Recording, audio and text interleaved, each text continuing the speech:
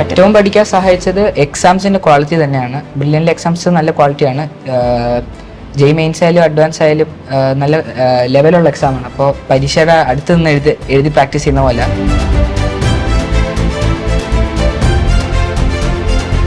ഈ ബ്രില്യൻ്റ് ചേർന്ന സമയം മുതൽ തന്നെ എന്തെങ്കിലും ഒരു ആവശ്യവും കാര്യങ്ങളുമായിട്ട് നമ്മളവിടെ കോൺടാക്ട് ചെയ്ത് കഴിഞ്ഞാൽ കൃത്യമായിട്ട് നമുക്ക് ആ റെസ്പോൺസും കാര്യങ്ങളും കിട്ടും. 3 സബ്ജക്റ്റിനായാലും ക്വസ്റ്റ്യൻ പ്രാക്ടീസ് ആണ് ഏറ്റവും ഇമ്പോർട്ടൻറ്റ്. എനിക്കാണ് കെമിസ്ട്രി ഇച്ചിരി പാടാണ്. അത് കാരണം അതിൽ കുറച്ചുകൂടെ തിയറിയൊക്കെ ഓർത്ത് നിൽക്കാൻ ബുദ്ധിമുട്ടാണ്. അപ്പോൾ കൂടുതൽ അതിൽ തിയറിയൊക്കെ നോക്കേണ്ടി വന്നു. ഫിസിക്സും മാത്സും ക്വസ്റ്റ്യൻ പ്രാക്ടീസ് തന്നെയാണ് ഏറ്റവും ഇമ്പോർട്ടൻറ്റ്. ചെറിയ ക്ലാസ് തൊട്ട് തുടങ്ങിയതാണ് ഫൗണ്ടേഷൻ ക്ലാസ് ടീച്ചേഴ്സ് വിളിച്ച് ഇപ്പോൾ മെയിൻസിന്റെ റിസൾട്ട് അറിഞ്ഞപ്പോൾ പോലും ചെറിയ ക്ലാസ്സിലെ ടീച്ചേഴ്സ് വിളിച്ച് കൺഗ്രാറ്റുലേറ്റ് ചെയ്തു. അത്രയും സപ്പോർട്ടീവ് ആണ്.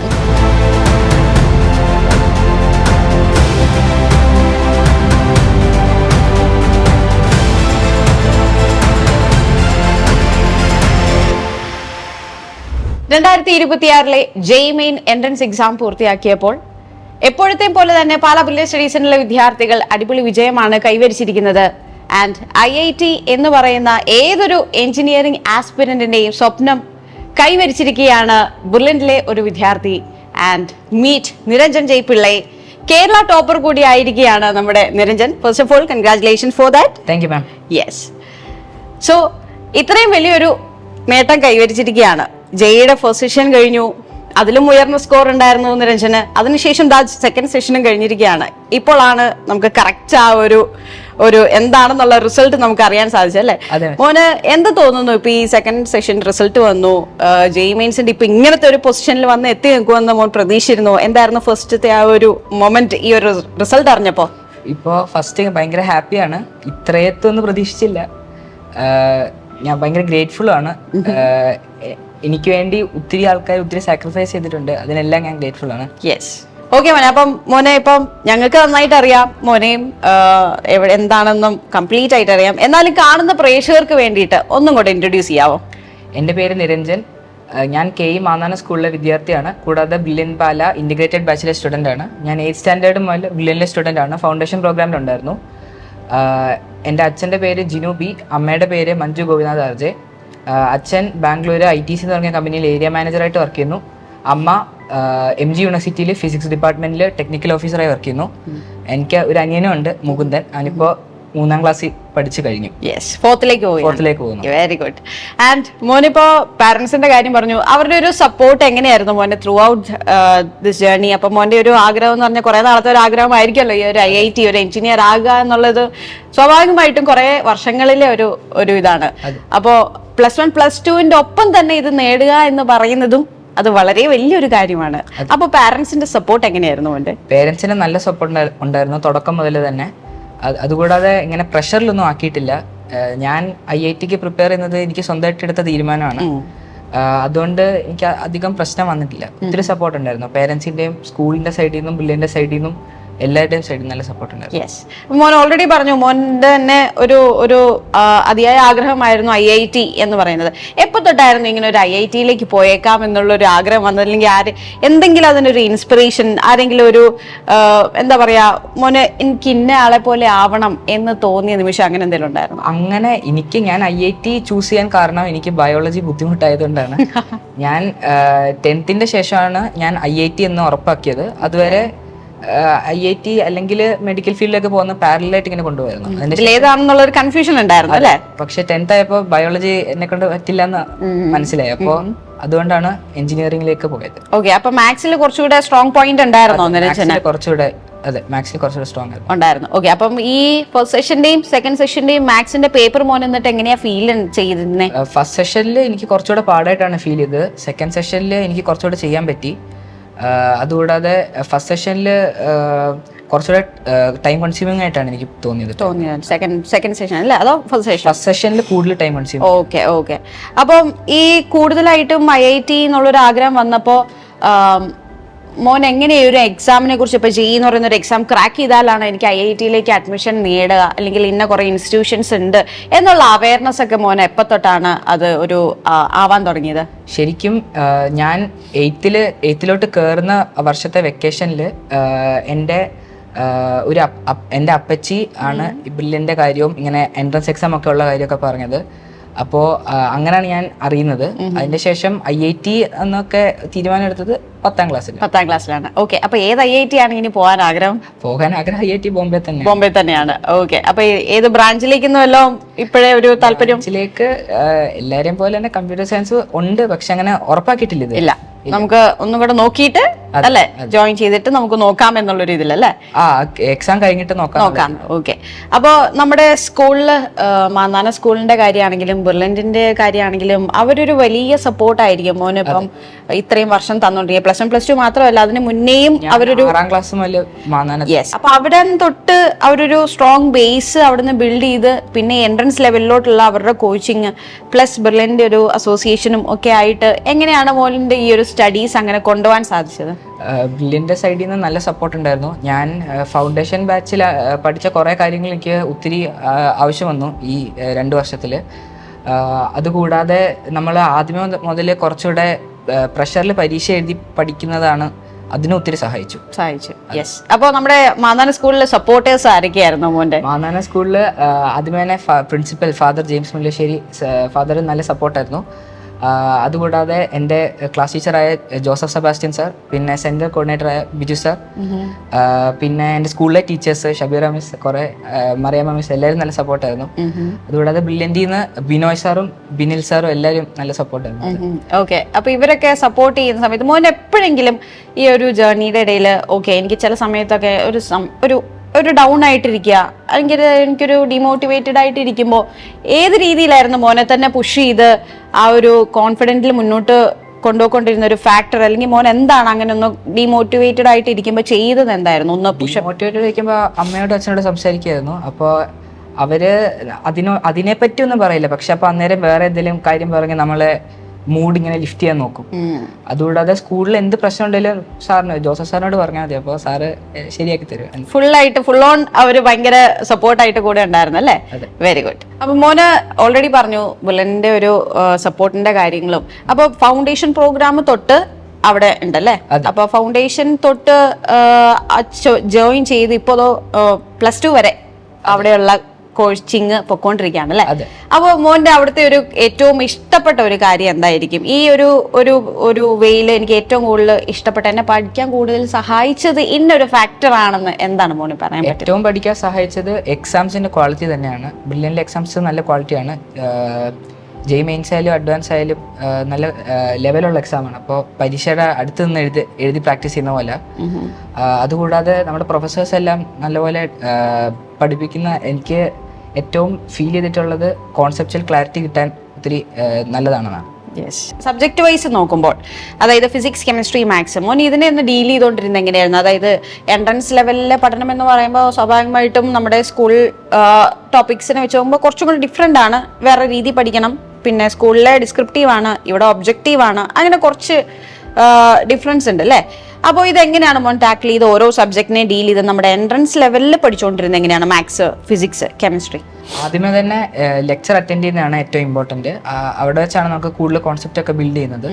അതിൻ്റെ ശേഷം നമുക്ക് നമ്മുടെ മൊഡ്യൂളിൽ നിന്ന് ക്വസ്റ്റ്യൻ പ്രാക്ടീസ് ചെയ്യുന്നതാണ്. 3 സബ്ജക്റ്റിനായാലും ക്വസ്റ്റ്യൻ പ്രാക്ടീസ് ആണ് ഏറ്റവും ഇമ്പോർട്ടൻറ്റ്. എനിക്കാണ് കെമിസ്ട്രി ഇച്ചിരി പാടാണ്. അത് കാരണം അതിൽ കുറച്ചുകൂടെ തിയറി ഒക്കെ ഓർത്ത് നിൽക്കാൻ ബുദ്ധിമുട്ടാണ്. അപ്പോൾ കൂടുതൽ അതിൽ തിയറി ഒക്കെ നോക്കേണ്ടി വന്നു. ഫിസിക്സും മാത്സും ക്വസ്റ്റ്യൻ പ്രാക്ടീസ് തന്നെയാണ് ഏറ്റവും ഇമ്പോർട്ടൻറ്റ്. മാത്സിലാണെങ്കിൽ mains especially previous year question നല്ല ഇമ്പോർട്ടൻ്റ് ആണ്. ബാക്കി 3 സബ്ജക്റ്റിനും പ്രീവിയസ് ഇയർ ഇമ്പോർട്ടൻ്റ് ആണ്. മാത്സ് ആണെങ്കിൽ ഏറ്റവും കൂടുതൽ ഇമ്പോർട്ടൻ്റ് ആണ് പ്രീവിയസ് ഇയർ. ഓക്കെ, അപ്പം മോന് കുറച്ചുകൂടെ ഒരു കെമിസ്ട്രിയിലായിരുന്നു കുറച്ചും കൂടെ എന്താ പറയുക, ഒരു പാടുപോലെ ബുദ്ധിമുട്ട് പോലെ ഫീൽ ചെയ്തിട്ടുണ്ടായിരുന്നത്. അപ്പോൾ ആ കെമിസ്ട്രീനെ ഏത് രീതിയിലാണ് മോൻ ഡീൽ ചെയ്തുകൊണ്ടിരുന്നത്? അപ്പോൾ പാടുള്ള സബ്ജക്റ്റിനെ ഏത് രീതിയിലായിരുന്നു ഡീൽ ചെയ്തുകൊണ്ടിരുന്നത്? പാടുള്ള സബ്ജക്റ്റ് ആയതുകൊണ്ട് തന്നെ അത് കൂടുതൽ റിവൈസ് ചെയ്യേണ്ടി വന്നു.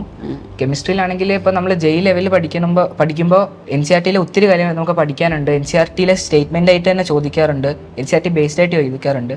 അപ്പോൾ NCERT നല്ലപോലെ അറിയുന്നത് ഇമ്പോർട്ടൻ്റ് ആണ്. ഓക്കെ, നമ്മുടെ ബ്രില്യൻറ്റിൽ ഒരുപാട് ഫെസിലിറ്റീസും നിങ്ങൾക്ക് തരുന്നുണ്ട് അല്ലേ? നമ്മുടെ ഈ ലേണിംഗ് ആപ്ലിക്കേഷൻ ഉണ്ട്, ഇപ്പോൾ മോഡൽ എക്സാംസ് ആയിക്കോട്ടെ, അങ്ങനെ ഒരുപാട് കാര്യങ്ങൾ. മോഡൽ എക്സാംസ് ഇഷ്ടം പോലെയാണ് നിങ്ങൾക്ക്, പല വെറൈറ്റിയിലെ പല ലെവലിലാണ് നിങ്ങൾക്ക് തരുന്നത് അല്ലേ? പിന്നെ അതുപോലെ തന്നെ നമ്മുടെ ഈ ലേണിംഗ് ആപ്ലിക്കേഷൻ നൽകുന്നുണ്ട്. അപ്പോൾ ഇതിൻ്റെയൊക്കെ ഈ ഒരു എങ്ങനെയൊക്കെയാണ് മോൻ യൂട്ടിലൈസ് ചെയ്തുകൊണ്ടിരുന്നത്? ഞാൻ ലേണിംഗ് ആപ്പ് യൂസ് ചെയ്യുന്നത് അതിൽ പ്രാക്ടീസ് ടെസ്റ്റ് എഴുതാനായിട്ടാണ്. അപ്പോൾ 11th-ലും 12th-ലും നമ്മുടെ മോഡൽ എക്സാം ഒക്കെ ഫുള്ളി തുടങ്ങുന്നതിന് മുമ്പ് 11th-ലും 12th-ലും നമുക്ക് സബ്ജക്റ്റ് വൈസ് എക്സാം ഉണ്ട്. അപ്പോൾ അതിൻ്റെ മുമ്പ് തന്നെ പ്രാക്ടീസ് കിട്ടാനായിട്ട് ഒരു ഇ ലേണിംഗ് ആപ്പിലെ കുറച്ച് പ്രാക്ടീസ് ടെസ്റ്റ് എക്സ്ട്രാ ആയിട്ടുണ്ട്, അത് ചെയ്യും. ഏത് പരീക്ഷയ്ക്ക് പ്രിപ്പയർ ചെയ്യുമ്പോൾ ഏറ്റവും ഇമ്പോർട്ടൻറ്റ് അതിലെ മോഡൽ എക്സാം എഴുതി അതിൽ നിന്ന് തെറ്റ് പഠിക്കുന്നതാണ്. ബ്രില്യൻറ്റിലെ മോഡൽ എക്സാം അത് ഒത്തിരി ഉപകാരപ്പെട്ടു. യെസ്. അപ്പോൾ മോൻ ഓരോ മോഡൽ എക്സാം കഴിയുമ്പോഴും ഓരോ മിസ്റ്റേക്സ് റെക്ടിഫൈ ചെയ്തുകൊണ്ടിരുന്നത് ഏത് രീതിയിലാണ്? അപ്പോൾ അതായത് നെഗറ്റീവ് വരുന്ന പോയിന്റ്സ് എടുത്ത് വേറെ ബുക്കിൽ നോട്ട് ചെയ്ത് വെക്കുന്നുണ്ട്. ഏത് രീതിയിലാണ് ആ ഓരോ തവണത്തെ എക്സാം കഴിയുമ്പോഴും ഇമ്പ്രൂവ് ചെയ്തുകൊണ്ടിരുന്നത്? നമുക്ക് എക്സാം കഴിയുമ്പോൾ നമുക്ക് വീഡിയോ സൊല്യൂഷൻ അവൈലബിൾ ആണ്. അപ്പോൾ കെമിസ്ട്രിയിലൊക്കെ എനിക്ക് ഒത്തിരി അത് കാണേണ്ടി വന്നിട്ടുണ്ട്. കെമിസ്ട്രിയിലെ ക്വസ്റ്റ്യൻസ് നമ്മളിപ്പോൾ ചിലപ്പോൾ ചിന്തിക്കുന്ന രീതിയിലായിരിക്കത്തില്ല ശരിക്കും ചെയ്യേണ്ടത്.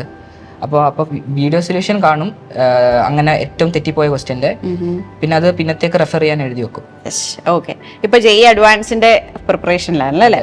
യെസ്. അപ്പോൾ എങ്ങനെ പോകുന്നു ആ പ്രിപ്പറേഷനും കാര്യങ്ങളൊക്കെ എങ്ങനെ പോകുന്നു? JEE മെയിൻസിനെ വെച്ച് നോക്കുമ്പോൾ കുറച്ചും കൂടെ ഡീപ്പായിട്ട് പഠിക്കേണ്ട ഒരു സബ്ജക്റ്റ്, ഒരു ഐ മീൻ എക്സാം ആണ് JEE അഡ്വാൻസ് എന്ന് പറയുന്നത്. അപ്പോൾ JEE അഡ്വാൻസിന്റെ ലെവലും ഇപ്പോൾ സ്റ്റഡീസും കാര്യങ്ങളൊക്കെ എങ്ങനെ പോകുന്നു? JEE അഡ്വാൻസിന് ഇപ്പോൾ കുറച്ച് ഡിലീറ്റഡ് ടോപ്പിക്സ് ഉണ്ട്, അപ്പോൾ മെയിൻസിൽ ഇല്ലാത്ത ടോപ്പിക്സ് ഉണ്ട്, അതൊക്കെ ഇപ്പോൾ പഠിച്ചുകൊണ്ടിരിക്കുക. അതുകൂടാതെ അതിലെ ക്വസ്റ്റ്യൻ സ്റ്റൈലും വേറെ ആണല്ലോ, അപ്പോൾ അതിന്റെ ആ ലെവലിലുള്ള ക്വസ്റ്റ്യൻ പ്രാക്ടീസ് നടന്നുകൊണ്ടിരിക്കുകയാണ്. യെസ്. ഓക്കെ. അപ്പോൾ JEE അഡ്വാൻസിന്റെ എക്സാമിന് വേണ്ടിയിട്ടുള്ള പ്രിപ്പറേഷൻ നന്നായിട്ട് തന്നെ പോട്ടെ. അപ്പോൾ മോന്റെ ഈ ഒരു വിജയത്തിൽ ഏറ്റവും കൂടുതൽ പങ്കുവഹിച്ച ആൾക്കാരെന്ന് പറയുന്നത് ഓഫ് കോഴ്സ് മോന്റെ പാരന്റ്സ് തന്നെയാണ്. നമുക്ക് അവരെ ഒന്ന് പരിചയപ്പെടാം, അവരുമായിട്ട് കൂടുതൽ വിശേഷങ്ങൾ പങ്കുവയ്ക്കാം.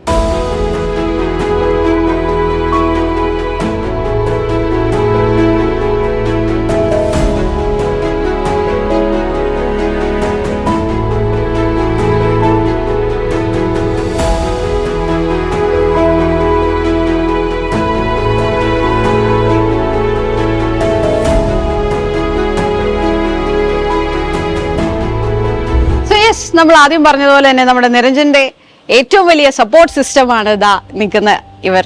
സോ മോന്റെ ഒരു പഠനകാലത്ത് നമുക്ക് ഏറ്റവും കൂടുതൽ നമ്മളെല്ലാവരും അടുത്ത് നിന്ന്, സാറ് ബാംഗ്ലൂർ ആണെങ്കിൽ പോലും ഇപ്പൊ മോന്റെ അടുത്ത എക്സാം സമയം ആയതുകൊണ്ട് തന്നെ ടൈം സ്പെൻഡ് ചെയ്യാൻ വേണ്ടി വർക്ക് ഫ്രം ഹോം എടുത്ത് വന്നിരിക്കുകയാണ്.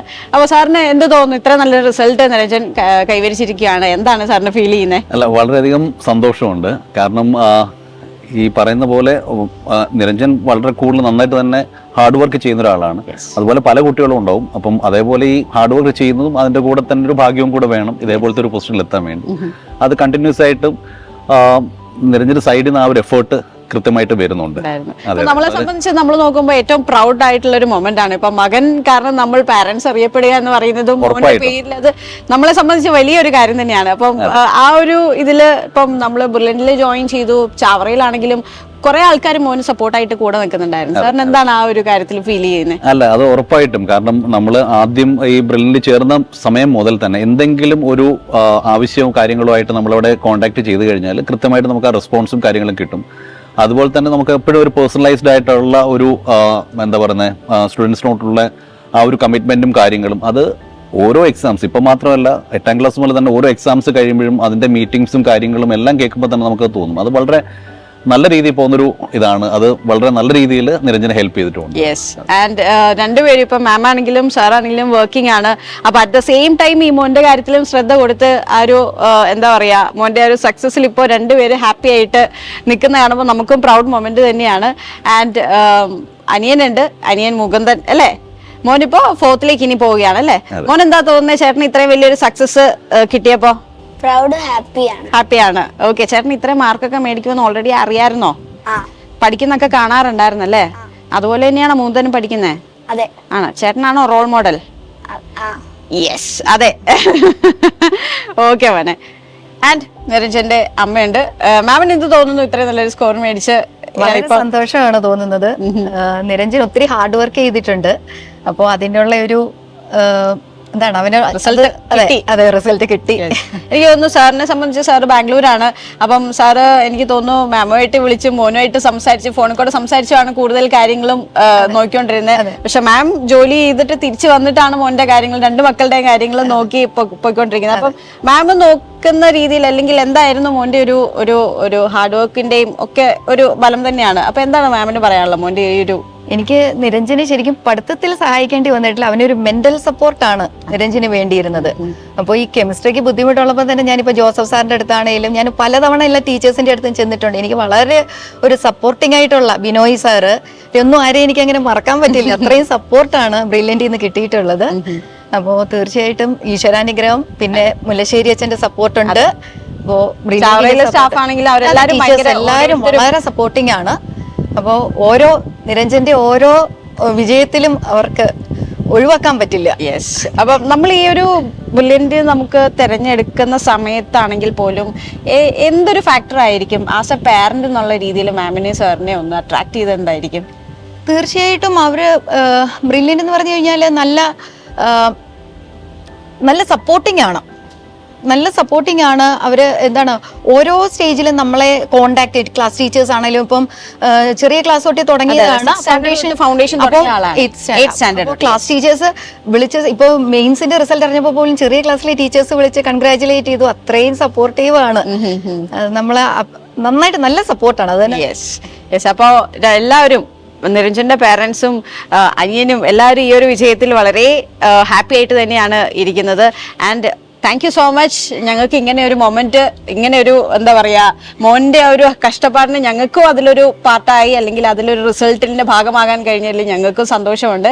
And thank you. And once again മോന് കൺഗ്രാറ്റുലേഷൻ. ഇനിയും നമ്മുടെ ജെ അഡ്വാൻസിൽ നമ്മൾ പറഞ്ഞ പോലെ ജെ അഡ്വാൻസിന് ഉയർന്ന സ്കോർ കിട്ടണം. ആൻഡ് ഞങ്ങൾക്ക് ഇനിയും ഇതുപോലെ പാരൻസിനെ പ്രൗഡായിട്ട് ഹാപ്പി ആയിട്ട് ഇനിയും കാണണം. Okay, all the best. Thank you. Brilliant Study Center, India's #1 coaching center for NEET and JEE. Brilliant Study Center, India's #1 coaching center for NEET and JEE.